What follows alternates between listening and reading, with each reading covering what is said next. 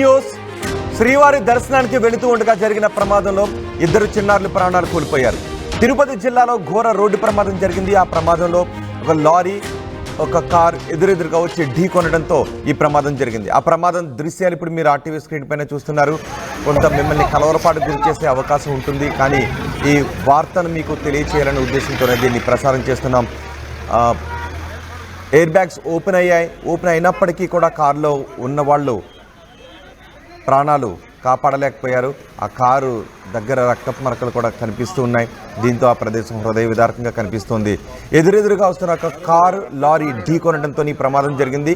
Car ఒక దశలో పూర్తిగా రైట్ సైడ్కి వెళ్ళిపోయింది. అది సింగిల్ రోడ్. అది లారీ లెఫ్ట్ సైడ్లో వెళ్తుంది, కారు లెఫ్ట్ సైడ్లో రావాల్సిన కారు కొంత రైట్ సైడ్లో మనకి కనిపిస్తుంది.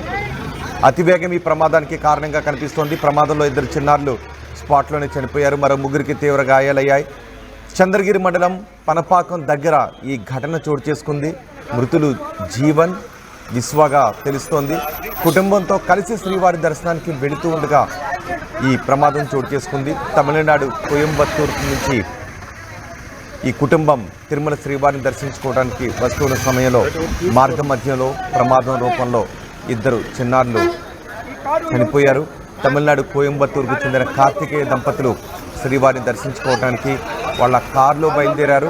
అయితే అతివేగమే ఈ ప్రమాదానికి కారణంగా తెలుస్తోంది. సింగిల్ రోడ్లో వేగంగా వస్తూ లారీని ఢీకొనడంతో లారీ కిందకి ఏ విధంగా కారు వెళ్ళిపోయిందో మనం చూడొచ్చు. ఎయిర్ బ్యాగ్స్ ఓపెన్ అయినప్పటికీ ఇద్దరు చిన్నారులు మాత్రం తమ ప్రాణాలను కోల్పోయారు. ఆ కుటుంబంలో ఇద్దరు చిన్నారులు చనిపోవడం, ముగ్గురు తీవ్ర గాయాలతో ఆసుపత్రిలో ఉండటం అందరినీ కూడా కలిసివేస్తుంది. తిరుపతిలో ఈ ఘోర ప్రమాదం చోటు చేసుకుంది. చంద్రగిరి మండలం పనపాకం దగ్గరి ఘటన చోటు చేసుకుంది. తమిళనాడు కోయంబత్తూరు నుంచి అంతా సేఫ్గానే వచ్చారు.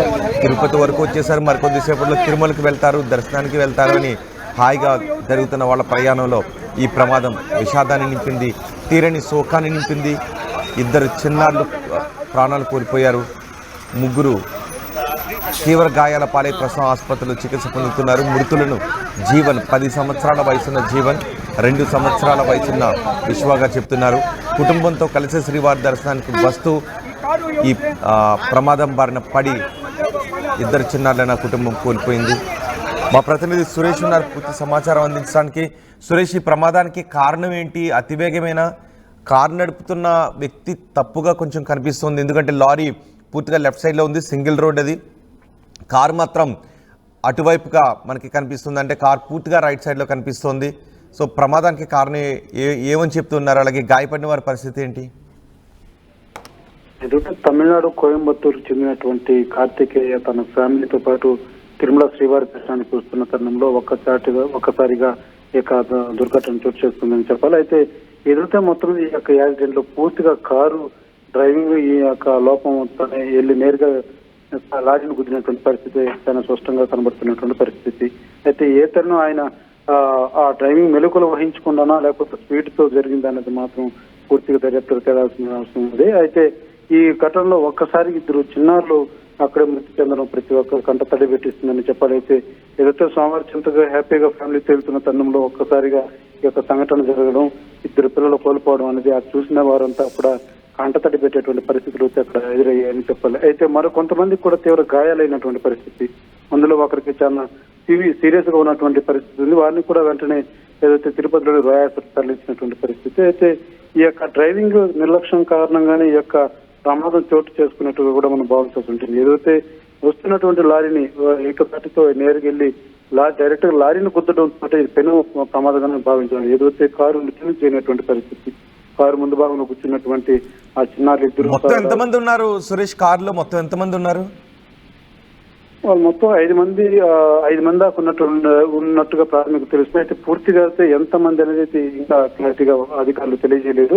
మొత్తం మీద అయితే 5 మంది వరకు ఉన్నట్టుగా ప్రాథమిక మనకు అందుతున్నటువంటి సమాచారం. అయితే ఇద్దరు పిల్లలు, వారితో పాటు ఇంకొక పెద్ద ఒక లేడీ, ఒక ఆమె కూడా బాగా దెబ్బలు తగినట్టుగా కూడా బాగా సీరియస్ గా ఉన్నటువంటి కండిషన్. ఆమెను కూడా ఏదైతే రోయల్ హాస్పిటల్ తరలించినటువంటి పరిస్థితి. అయితే ఎంతమంది ఉన్నారు అనే పూర్తిగా ఇంకా అధికారికంగా తెలియలేదు. అయితే అధికారులు, పోలీసు అధికారులు అక్కడ చేరుకుని దాన్ని కేసును కూడా దర్యాప్తు చేస్తున్నటువంటి పరిస్థితి. అయితే ఈ యొక్క కారు ప్రమాదం అన్నది డ్రైవింగ్ మెలకువలు వహించకపోవడం, ఈ అతివేగంతో వెళ్ళడం. ఇంకోటి ఏమో ఆ యొక్క సపరేట్ గా ఉంటుంది. నేషనల్ హైవే అన్నది అక్కడ కొద్దిగా పెండింగ్ వర్క్ ఉన్న తరుణంలో ఇదొక రోడ్డు సపరేట్ గా ఉంటుంది. ఈ యొక్క రోడ్డు సింగిల్ రోడ్డు టైప్ ఉంటుంది.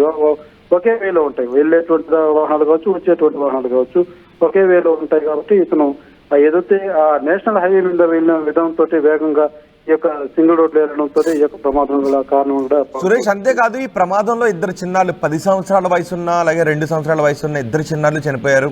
బహుశా మిగిలిన వాళ్ళందరూ సీట్ బెల్ట్ పెట్టుకుని ఉంటారు, కానీ పిల్లలు కాబట్టి వాళ్ళని ఒళ్ళో కూర్చోబెట్టుకుంటారు. సో అతివేగంతో వచ్చిన ఆ కుదుపు కారణంగా ఒళ్ళో కూర్చోబెట్టుకున్న పిల్లలు దూరంగా పడి వాళ్ళ గాయాల పాలే చనిపోయి ఉంటారు బహుశా, రైట్?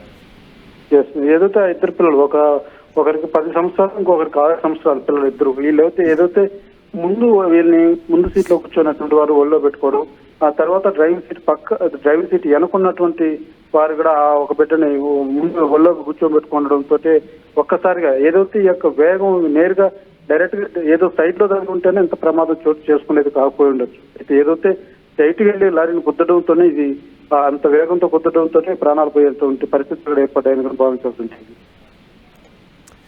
రైట్ సురేష్, తిరుపతిలో జరిగిన ఘోర ప్రమాద దృశ్యాలవి. ఒక కుటుంబం తమిళనాడు కోయంబత్తూరు నుంచి శ్రీవారిని దర్శించుకోవటానికి తమ కుటుంబంతో కలిసి వెళుతోంది. అందులో పిల్లలు కూడా ఉన్నారు.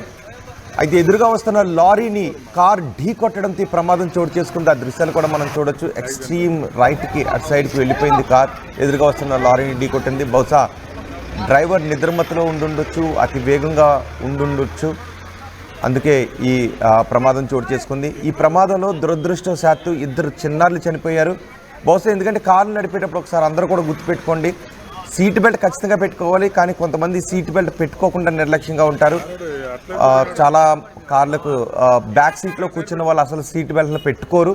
ముందు కూర్చున్న వాళ్ళు మాత్రమే సీట్ బెల్ట్లు పెట్టుకుంటారు. కానీ ముందు కూర్చున్న వాళ్ళు కూడా కొంతమంది సీట్ బెల్ట్ పెట్టుకునే పరిస్థితి కూడా కనిపిస్తుంది. సీట్ బెల్ట్ ఖచ్చితంగా పెట్టుకోండి. అండ్ మీ చిన్నారులతో వెళ్ళేటప్పుడు, ముఖ్యంగా ఎందుకు చెప్తున్నానంటే, చిన్నారులతో వెళ్ళేటప్పుడు చిన్నారులను ఒళ్ళో కూర్చోబెట్టుకుంటాం, సహజంగా వాళ్ళకి సీట్ బెల్ట్లు పెట్టుకోం. అలాంటి సందర్భంలో మీరు అతి వేగంతో వెళితే దేన్నైనా గుద్దుకోకపోయినా మీరు సడన్ బ్రేక్ వేసినా ఏదైనా ప్రమాదం జరిగినా ఆ ప్రమాదం ప్రభావం పిల్లలపై పడే అవకాశం ఉంటుంది. సో మీరు సీట్ బెల్ట్లు ఖచ్చితంగా పెట్టుకోండి. పిల్లలతో వెళ్ళేటప్పుడు మాత్రం అతి వేగంతో వెళ్ళకండి. ఒకవేళ మీరు సడన్గా బ్రేక్ అప్లై చేసినా ఏదైనా ప్రమాదం జరిగినా తొలుత ఆ ప్రమాదానికి బలయ్యేది మాత్రం పిల్లలే అని గుర్తుపెట్టుకోండి. ఇక్కడ కూడా అదే జరిగింది. ఆ పిల్లలిద్దరిని బహుశా 10 సంవత్సరాలు 2 సంవత్సరాలు కాబట్టి 10 సంవత్సరాల వయసున్న పిల్లల్ని బ్యాక్ సీట్లో కూర్చోబెట్టి ఉండొచ్చు. ఆ 2 సంవత్సరాల వయసున్న చిన్నారిని మాత్రం ఒళ్ళో కూర్చోబెట్టుకుని ఉండొచ్చు. ఆ ప్రమాదంతో ఒక్కసారిగా గుద్దుకున్న తర్వాత పిల్లలిద్దరూ కూడా కారులో సీట్లో లేకపోతే ఎదురుగా ఉన్న గ్లాసెస్కు దూరంగా వెళ్ళి ఏ తలకు తగిలితే వాళ్ళు ఖచ్చితంగా భారీ ప్రమాదం బారిన పడే అవకాశమే ఉంటుంది. ఇక్కడ కూడా చిన్నారులు కాబట్టి వాళ్ళ దెబ్బలు తాళలేక వెంటనే ఇద్దరు కూడా స్పాట్లోనే చనిపోయారు. వాళ్ళు కుటుంబం ఇప్పుడు ఆసుపత్రిలో చికిత్స పొందుతుంది, తీవ్ర గాయాల పాలై. కానీ ఎప్పటికీ పూడ్చలేని నష్టం ఏంటంటే ఆ చిన్నారులు ఇద్దరు చనిపోవడం. సో వేగ నియంత్రణలో ఉండండి. చిన్నారులను తీసుకెళ్లేటప్పుడు మరింత కేర్ఫుల్గా ఉండండి. సాధ్యమైనంత వరకు బ్యాక్ సీట్లో ఉన్నవాళ్ళు చిన్నారులను ఒళ్ళో కూర్చోండి. బ్యాక్ సీట్లో కూడా సీట్ బెల్ట్లు పెట్టుకోండి చిన్నారులతో వెళ్ళేటప్పుడు. వేగ నియంత్రణలో ఉంటే ఆ చిన్నారులు బహుశా బతికుండి ఉండేవారు. అక్కడ ఎయిర్ బ్యాగ్స్ కూడా ఓపెన్ అయ్యాయి. సీట్ బెల్ట్లు పెట్టుకున్నారు కాబట్టి ఎయిర్ బ్యాగ్స్ ఓపెన్ అయ్యాయి. కానీ బహుశా బ్యాక్ సీట్లో చిన్నారులను కూర్చోబెట్టుకుని ఉంటారు, ఒళ్ళో కూర్చోబెట్టుకుని ఉంటారు. 2 సంవత్సరాల వయసులో చూడండి అలా ట్రాఫిక్ కూడా జామ్ అయిపోయింది. ఇద్దరు చిన్నారులను వాళ్ళ కుటుంబం కోల్పోయింది. అత్యంత తీరని విషాదం. దైవ దర్శనానికి వెళుతూ హాయిగా వెళ్ళి తిరిగింటికి వెళ్ళాలి అనే ఎవరైనా కోరుకుంటారు. కానీ ఇక్కడ అతివేగం ప్రమాదానికి కారణంగా తెలుస్తోంది.